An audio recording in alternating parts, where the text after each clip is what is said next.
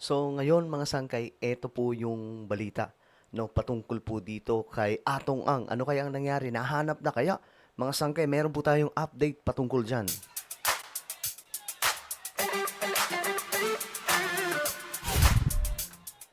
Alright guys, magandang oras po sa inyong lahat. Ito, mayroon po tayong breaking news patungkol po dito sa bilyonaryong si Atong Ang. Kamusta na po kaya? Nahanap na kaya siya? Bago tayo magtuloy-tuloy sa mga hindi pa po dyan nakakapag-subscribe sa ating YouTube channel, makikita nyo po yung subscribe button sa baba ng video na to. I-click nyo lamang po yung subscribe, i-click ang bell, at i-click nyo po yung all. Sa mga nanonood naman po sa Facebook, i-follow nyo po yung ating Facebook page. Okay mga sangkay, eto tingnan po natin ang balita tungkol dyan.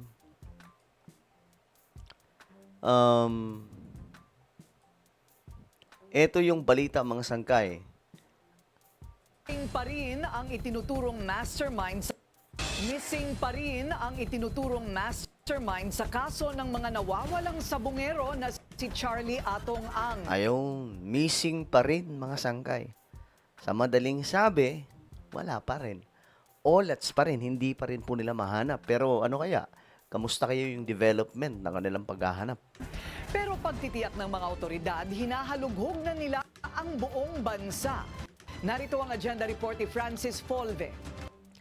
Nakaraan pa po nila ginagawa yan. Pero, papaano kaya mga sangkay, no? Kung meron pong mga kapit si Atong Ang sa loob, di ba kaya hindi po mahanap-hanap?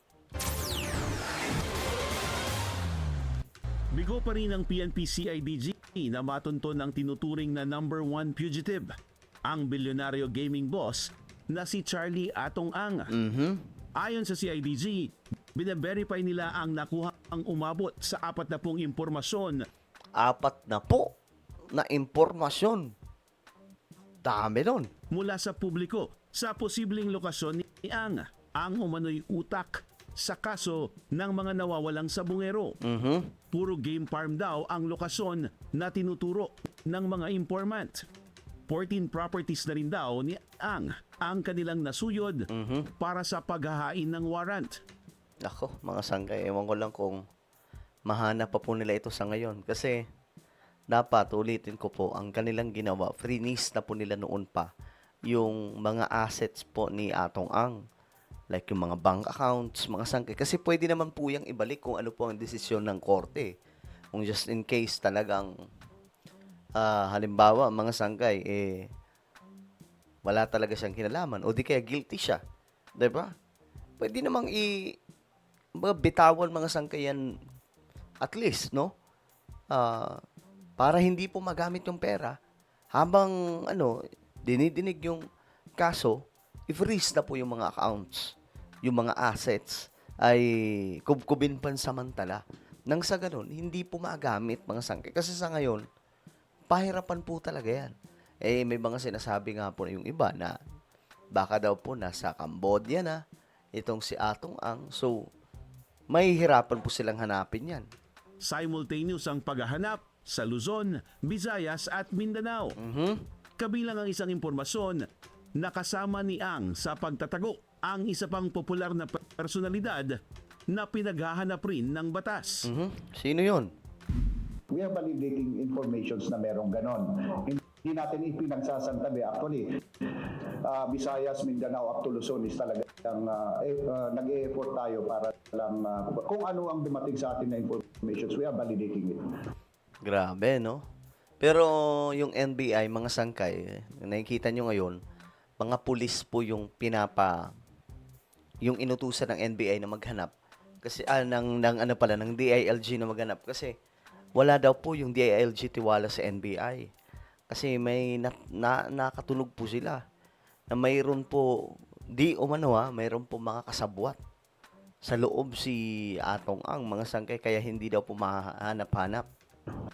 Pati ang unang inilahad ng witness na si Don Patidongan sa Billionaire News Channel sa pangamba niyang nasa abroad na si Ang ay sinisilip na rin daw ng mga otoridad. Ayon sa CIDG, nakipag-ugnayan na sila sa affiliate forces sa Cambodia, Thailand at Taiwan. Pero wala pa rin daw sightings doon si Ang. Nako. Mahirap talaga to hanapin kasi may pera eh. No? May pera eh. Halimbawa, suhulan lamang po yung mga kung sino mga tao sa paligid. 'Di ba? Proteksyonan niyo ako dito. Wala dapat makaalam. Ako na ang bahala sa inyong lahat. Sa labas man o sa loob ng ating bansa po, pwedeng gawin po yan ni Atong Ang.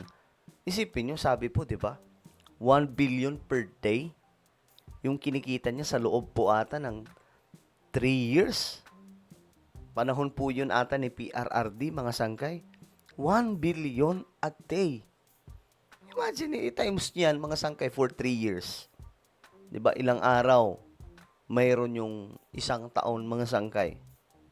I-times nyo yan sa loob po ng 3 years na mayroon pong 1 billion per day.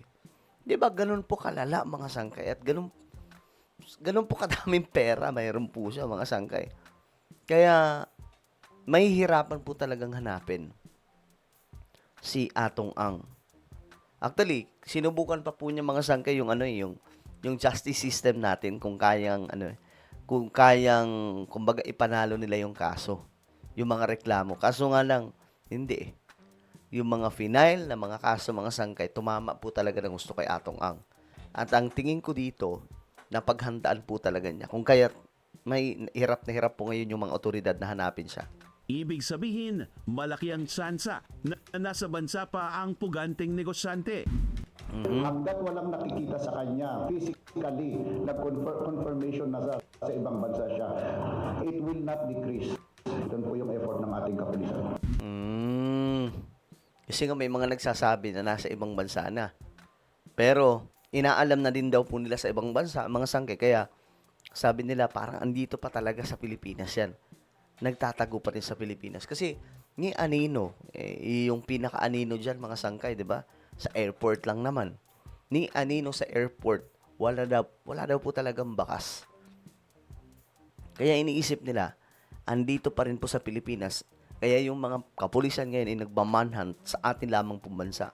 Palagay ng CIDG, napagplanuhan at napaghandaang mabuti ni ang kanyang pagtatago.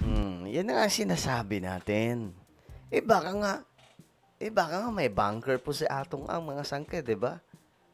Baka may bunker si Atong Ang, doon siya, or di kaya kung saan po siyang lupalop ng ating bansa, kayang-kaya po niya eh. Kasi may pera.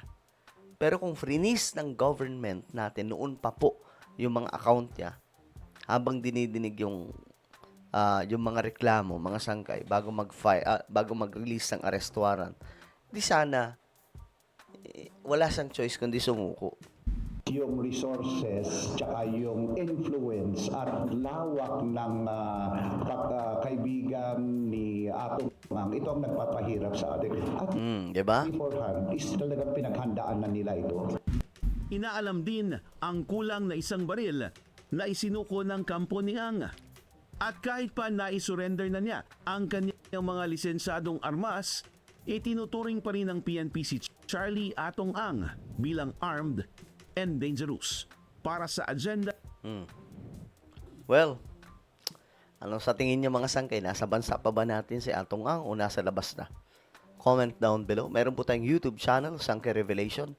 Hanapin niyo po ito ngayon sa YouTube. Kapag nakita niyo na, i-click niyo po yung subscribe, i-click ang bell, at i-click niyo po yung all. Ako na po yung magpapaalam. Mag-iingat pong lahat. God bless everyone.